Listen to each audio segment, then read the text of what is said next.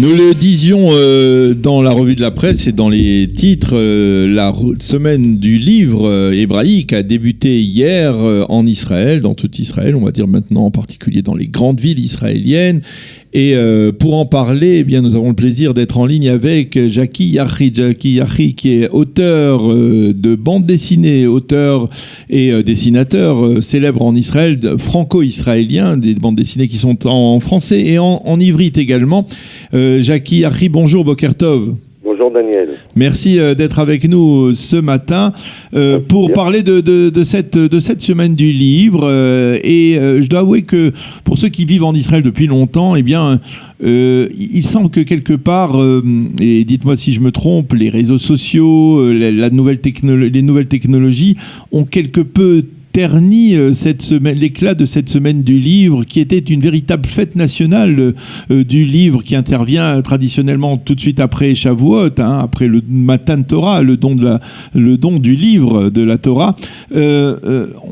C'est moins populaire que par le passé, parce que à cause de ce qui se passe dans les réseaux sociaux. Disons que même avant les réseaux sociaux, si tu veux, les jeux vidéo, la télévision, a un peu abîmé tout ça.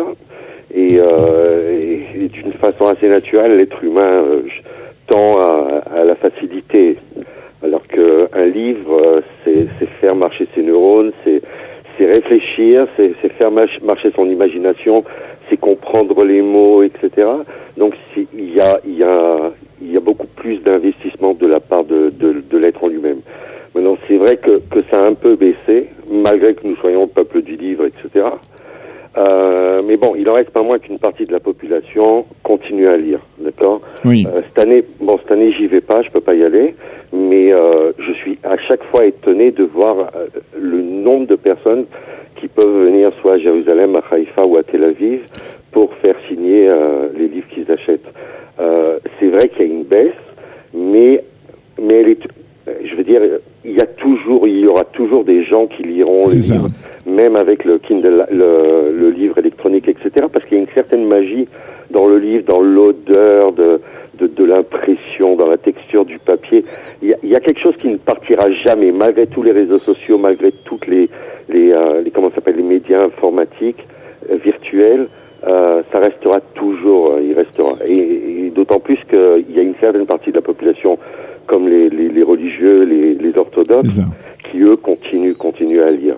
Alors, oui, effectivement, il faut souligner qu'il y a plus de 8500 livres qui ont été publiés cette année en Israël. Et la question que je voudrais vous poser, c'est est-ce que un auteur comme vous, alors vous, on va parler dans quelques instants de la bande dessinée en particulier, mais est-ce qu'un auteur peut vivre en Israël des revenus de la vente de ses livres, ou alors c'est tout de même difficile et le marché est relativement restreint par rapport, par exemple, à la France, on va dire? Même en France, il y a quand même une petite crise de l'édition. Même si là-bas, c'est pas 8 millions d'habitants, c'est un peu plus. Mais il y a en fait, en gros, 3 catégories. La plus petite, c'est celle où les auteurs gagnent vraiment très très bien leur vie et ne font que ça. Il y a la deuxième qui la grande majorité en fait qui survivent comme chacun, d'accord. Et la troisième catégorie, ce sont en général des gens qui écrivent en dilettante, d'accord, mais qui ont un complément de revenus. Maintenant, il faut savoir que c'est vrai que l'industrie du livre, lorsque l'on partage le bénéfice, d'accord, l'auteur ne prend que 10% du prix de vente au détail, d'accord, du livre. Donc, il faut vraiment vendre énormément pour pouvoir vivre décemment, d'accord. Donc, certains donnent des conférences, certains des cours, d'autres, Mais il faut pas oublier une chose, c'est que en fait, lorsque l'on écrit ou lorsque l'on dessine, si on le fait parce qu'on pense qu'on va devenir riche, alors vaut mieux s'arrêter. Il faut simplement aimer le faire. Si on n'aime pas le faire, autant ne rien faire. Alors, parlons plus spécifiquement de la bande dessinée, parce que la bande dessinée, on va dire, n'est pas un art qui est particulièrement développé en Israël, peut-être un petit peu plus ces dernières années. Est-ce que la bande dessinée en Israël subit également les contre-coups de ce que l'on a appelé, de ce que l'on a parlé, de ce flux des réseaux sociaux est-ce qu'elle est plus touchée par le phénomène des technologies? C'est véritablement l'effet inverse. D'accord. Je me souviens, lorsque je suis arrivé en Israël il y a 30 ans, à peu près, j'avais déjà sorti des BD en France. Oui. Et donc, je suis venu avec, j'ai fait le tour des éditeurs, et tout le monde m'a dit, là, ça marchera pas, la BD, les Israéliens n'en veulent pas, etc., etc. Aujourd'hui, même si la BD est encore secondaire dans le marché de l'édition, il prend de plus en plus d'ampleur. Il faut savoir qu'aujourd'hui, par exemple, lorsqu'un gosse ouvre un journal pour enfants, la première chose qu'il va lire, c'est la rubrique BD. Ok.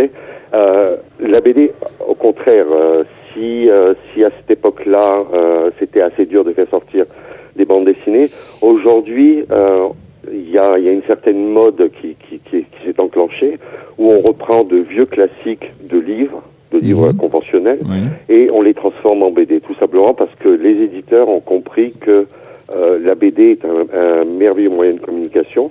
D'abord, on peut apprendre énormément de choses par la BD. Oui. Je veux dire, si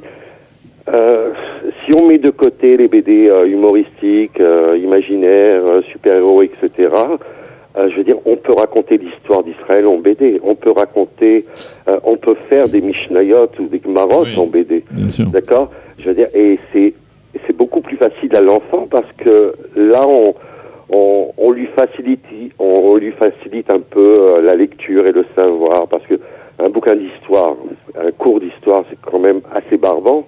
Mais à partir du moment où tu le transformes et que soudain tu dessines Eli Cohen tel qu'il était et que tu montres un paysage ou alors une scène qui va être dessinée, ça va toujours être beaucoup plus facile pour lui pour comprendre en fait ce qui s'est passé à cette époque-là. Alors est-ce que par exemple la bande dessinée, peut-être contrairement aux livres traditionnels, est obligée de s'adapter au niveau du langage des jeunes, par exemple, c'est-à-dire la manière dont les jeunes parlent aujourd'hui, qui n'est pas du tout la même manière dont ils parlaient il y a 20, 30 ans ou même 40 ans. Est-ce que vous avez senti que vous êtes obligé de vous adapter à leur langage, au langage des jeunes? Il y a un langage BD qui est beaucoup moins soutenu que celui du livre conventionnel. Sûr. Moi, personnellement, je n'aime pas.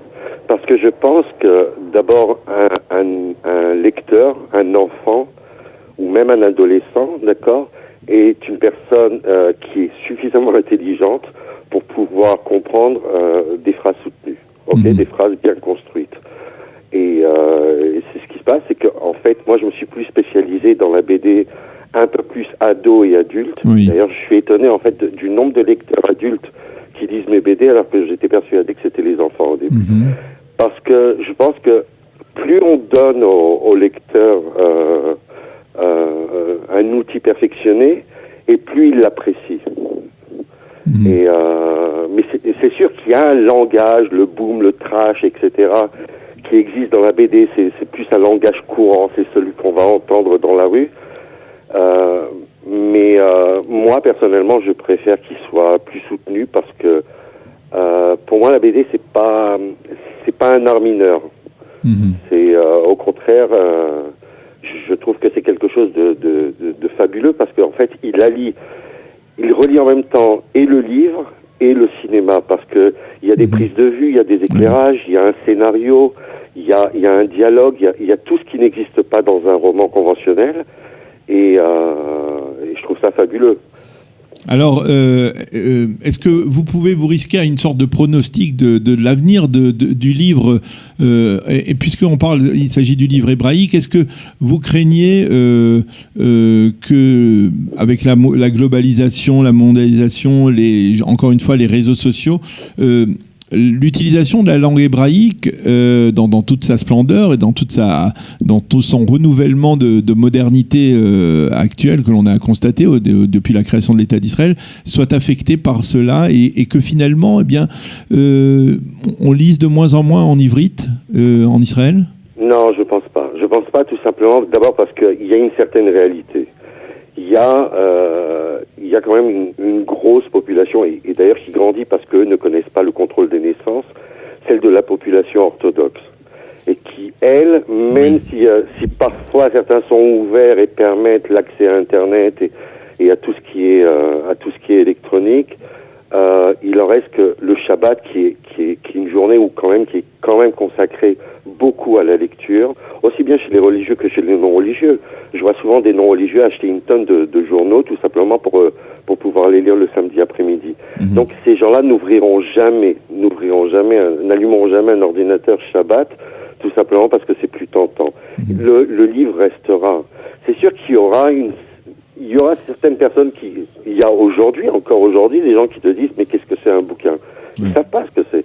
C'est soit pour caler une table bancale, soit alors parce qu'il faut l'avoir, parce que ça fait bien à la maison. Ok? Mais tous ces gens qui sont attachés au judaïsme traditionnel ne pourront jamais laisser tomber le livre. C'est impossible. Alors une dernière question, puisque nous sommes sur Studio Kalita et que nous nous adressons aussi, ou en particulier aux Olim, quel est le conseil que vous donneriez à des Olim Hadashim qui arrivent et qui veulent maîtriser le plus rapidement possible et le mieux possible la langue hébraïque aujourd'hui? C'est continuer, je veux dire, ne pas s'arrêter, ne pas rester dans un ghetto. Ce qui est assez marrant, c'est qu'en fait, Herzl à l'époque voulait ouvrir les ghettos. Aujourd'hui, en Israël, dans certaines régions, je veux dire, l'hébreu est quelque chose d'assez folklorique. Je veux dire que lorsqu'on arrive en Israël, avant tout, il faut s'intégrer. Il ne faut pas essayer de demander aux autres de te comprendre, mais plutôt toi de les comprendre. Puisque tu arrives en tant qu'hôte, il faut bien faire le premier pas. Et le truc, c'est d'essayer de s'intégrer, d'essayer de parler, même avec un accent à couper au couteau, même avec des fautes d'orthographe, des fautes de grammaire, pardon. Je veux dire, il n'y a aucune honte. Au contraire, je veux dire, la plus belle des choses d'un nouvel émigrant, c'est justement d'avoir choisi de vivre dans ce pays, et non pas d'y être né parce qu'il n'avait pas le choix. Je veux dire que c'est quelque chose de formidable, il devrait ne pas l'oublier. Et la BD, ça peut les aider plus facilement que peut-être de lire un livre. Oui, parce que j'ai vu des Olim qui prenaient le bouquin en ayant peur, en disant au début est-ce qu'ils vont comprendre, etc. En fait, le langage, c'est un peu comme parler avec les mains. Je veux dire, lorsque l'on parle pas très bien la langue, lorsqu'on se s'aide avec les mains, les autres peuvent comprendre. La BD, c'est un peu le langage des mains. Il y a du dessin. Donc, s'il y a un mot qu'il ne va pas comprendre, peut-être que le dessin va être un complément pour sa compréhension. Et c'est vrai que malgré tout, même si moi personnellement je choisis un langage soutenu pour la BD, ça n'en reste pas moins que c'est beaucoup plus accessible qu'un livre normal. Donc oui, ça aide énormément. Eh bien, Jacques Yachim, merci beaucoup d'avoir accepté de dialoguer avec nous ce matin à l'occasion de l'ouverture de la semaine du livre hébraïque en Israël. Merci et bonne continuation dans vos ouvrages à vous, dans vos BD, à l'attention bien entendu des Israéliens, mais aussi donc, on va le dire en particulier peut-être des Olim Hadashim qui viennent s'installer en Israël ces dernières années. Merci beaucoup d'avoir été avec nous et bonne journée. Shalom. Merci Daniel.